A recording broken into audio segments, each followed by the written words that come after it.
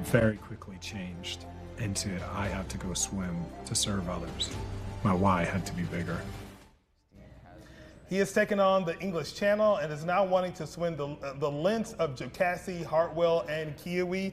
And he's heard his why had to be bigger than bragging rights. We're joined by Steve Moby Leitch to tell us more about the Rising Tides ministry and how it has a testimony to help others. Good to see you, Steve. Thank you so much for being here. Yeah, what a cool story. I know. So, I mean, we saw the video there. You've done all types of things. But let's go all the way back, because as you led into that video saying that your why had to be bigger than just like the bragging rights. And it started pretty serious for you. Talk a little bit about how you got the energy and the endurance and the mission to do this. Sure.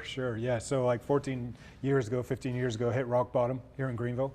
I was in the restaurant business and just bottomed out, drugs, alcohol, bankrupted my restaurant, like really had a tough time. You do not, I mean, like, you know, no one, I know you can't judge like on that, but like looking at you now, you'd have no idea. Yeah, Jesus changed my life. Yeah. And you were saying that it's never too late to make that change. What do you remember the moment where you were like, something has to change right here? Yeah, I was completely bankrupt, physically, spiritually, emotionally, relationally, everything. So like, what do? The next step's the grave, or you go, okay, Lord, I want something different for my life. And that started a really hard process, but I didn't start swimming again until about 7 years ago. And just started swimming longer and longer and longer until I'd swum like almost 30 miles with no training, no coach, no like crackers and water, you know, kind of thing. And looked up the English Channel and saw it was only 20 miles. And I was like, well, that's only cool. 20 miles? Like 20 miles no, I mean, swimming. I should never use the only word. Yeah. But so that just kind of like, I was like, well, if I'm going to do this, you know, it can't be about swimming. That doesn't really motivate me anymore. So how can I swim to just help others? The Molokai swim that we did 2 years ago that I have videos about, which the Beyond the Shoreline, the Channel of Bones movie came from. We're thankful to show it at Camelot Theater last week. Over 50 people in active recovery from Miracle Hill were at the showing.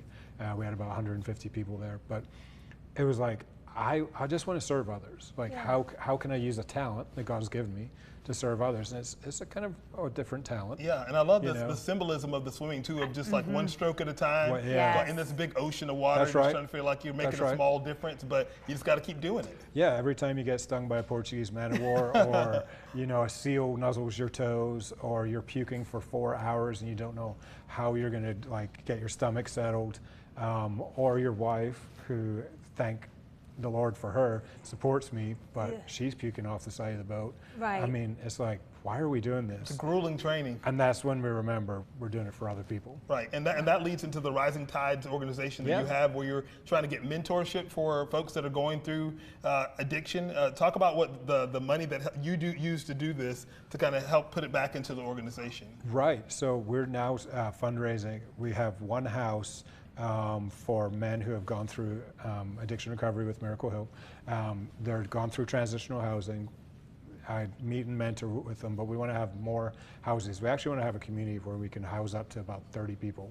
And it's that next step after recovery, after transitional. They've got jobs, they're really working on themselves. But year 1 to year 5 is still hard. Yeah. It's always a chance to kind of It's go hard back to down find that. a landlord that's going to put you in a nice, a safe situation with set bills and set kind of like a set budget that you can live with. So you're looking for sponsors and stuff right now? We're looking for sponsors, advertisers for the swims, you know, corporate people who want to come around and say, we want to make a difference in men in our community, even hiring. Like Jeff Lynch hires a lot of 3 of our guys, and they do an amazing job supporting them. You know, so it's a community effort of saying, how do we help men find their purpose in Christ, in the Lord, and serve others, stay sober, and become upstanding members of their community. I love that you guys do that. Well, because it's a whole thing, because you can do your part by, you know, getting sober and doing the work.